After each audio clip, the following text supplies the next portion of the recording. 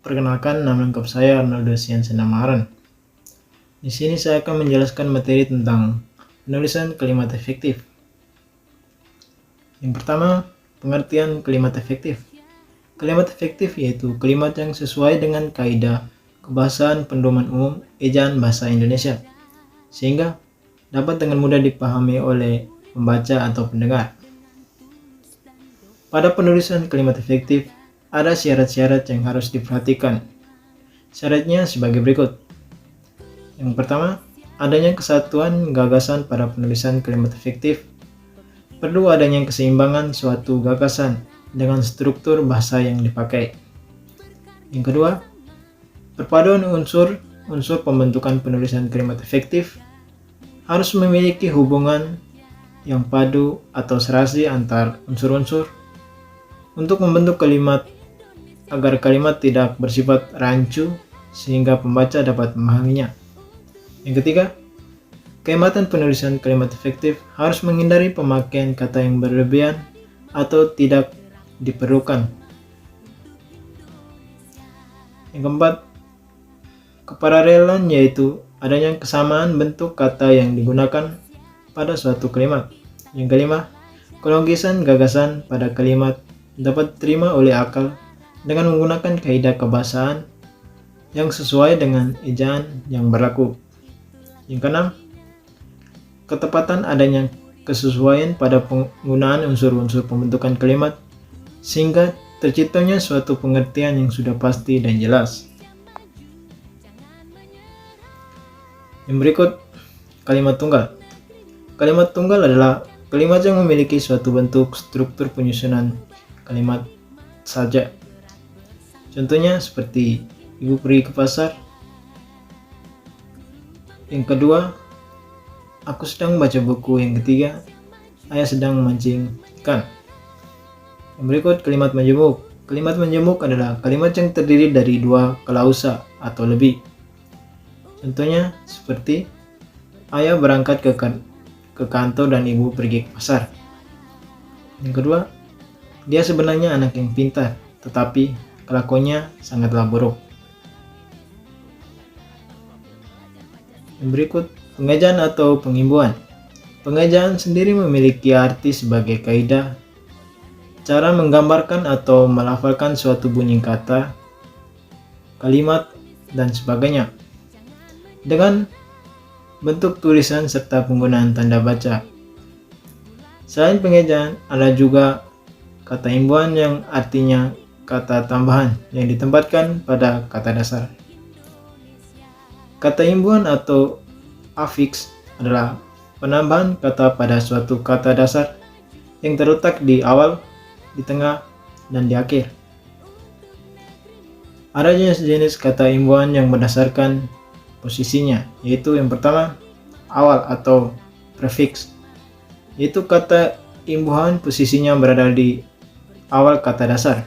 Contohnya seperti men, ber, di, ter, pen, se, dan ke. Yang kedua, sisipan atau infix. Kata imbuhan posisinya berada di tengah kata dasar atau sisipkan di tengah-tengah kata dasar. Contohnya l, m, r, dan in. Yang berikut, akhiran atau sufiks, yaitu kata imbuhan yang berada di akhir kata dasar. Contohnya kan, an, i, dan nya. Yang terakhir, konfiks, yaitu gabungan imbuhan yang terletak di awal dan akhir kata dasar.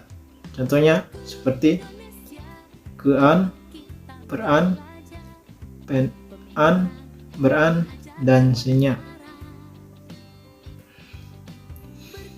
Yang berikut, penulisan kata depan atau preposisi. Kata depan atau preposisi adalah kata yang digunakan untuk merangkaikan kata-kata atau bagian kalimat yang diikuti nominan atau pronomina yang berfungsi sebagai unsur pembentukan frasa proporsional. Yang pertama, proposisi yang menandai tempat. Contohnya disimpan, kemarin, dan daripada. Yang kedua, proposisi yang menunjukkan maksud dan tujuan. Tentunya saya membeli es krim untuk adik, saya rajin belajar guna menjadi pintar. Yang ketiga, preposisi yang menandai waktu. Contohnya, acara festival ulang tahun Kota Malang berlangsung hingga 2 hari. Persiapan pelaksanaan untuk acara pentas seni hampir selesai. Yang keempat, proposisi yang menandai sebab. Contohnya, ia melakukan ini demi keluarganya, atau saya bertindak demikian atas keinginan saya sendiri. Yang berikut, kata sambungan atau konjungsi. Kata sambungan atau konjungsi merupakan kata yang berfungsi untuk menghubungkan antar kata, antar frasa, antar klausa, dan antar kalimat. Sedangkan menurut KBBI, konjungsi atau kata hubungan didefinisikan sebagai kata atau ungkapan penghubungan antar kata, antar frasa, antar klausa, dan antar kalimat. Dilihat dari fungsinya, ada 2 macam konjungsi. Yang pertama, konjungsi yang mendukungnya sederajat atau setara. Yang kedua, konjungsi yang menghubungkan 2 klausa atau kedudukannya bertingkat. Berikut hubungan logis antar kalimat. Hubungan logis antar kalimat adalah hubungan yang terjadi antar 2 kalimat atau satu peristiwa yang masih berada di dalam suatu unsur kalimat. Dan di sini ada 3 jenis hubungan logis pada bahasa Indonesia. Di antara bagian-bagian kalimat atau proposisi, hubungan koordinatif ditandai oleh kata sambungan yang menunjukkan hubungan logis tertentu. Contohnya, dan, serta, atau, tetapi, melainkan, dan, padahal, atau sedangkan. Yang kedua, hubungan korelatif. Hubungan korelatif ditandai oleh kata sambung yang menunjukkan hubungan logis tertentu. Yang ketiga, hubungan subordinatif. Hubungan yang bergantung di antara induk kalimat dan anak kalimat. Yang berikut, kesejajaran satuan dalam kalimat. Pada satu kalimat terdapat unsur-unsur kalimat, yaitu subjek, predikat, objek, dan keterangan, dan lain-lainnya, yang disebut dengan satuan. Kesejajaran suatu dalam kalimat adalah kesejajaran unsur-unsur kalimat yang membentuk suatu kalimat baik dari segi bentuk maupun segi makna. Berikut ada 3 jenis kesejajaran kalimat. Yang pertama, kesejajaran bentuk imbuhan yang digunakan untuk membentuk kata berperan dalam menentukan kesejajaran. Yang kedua, kesejajaran makna. Pada kesejajaran makna memiliki kaitan yang erat dengan kesejajaran bentuk. Yang ketiga, kesejajaran dalam merinci pilihan soal yang baik harus memuat rincian pilihan yang sejajar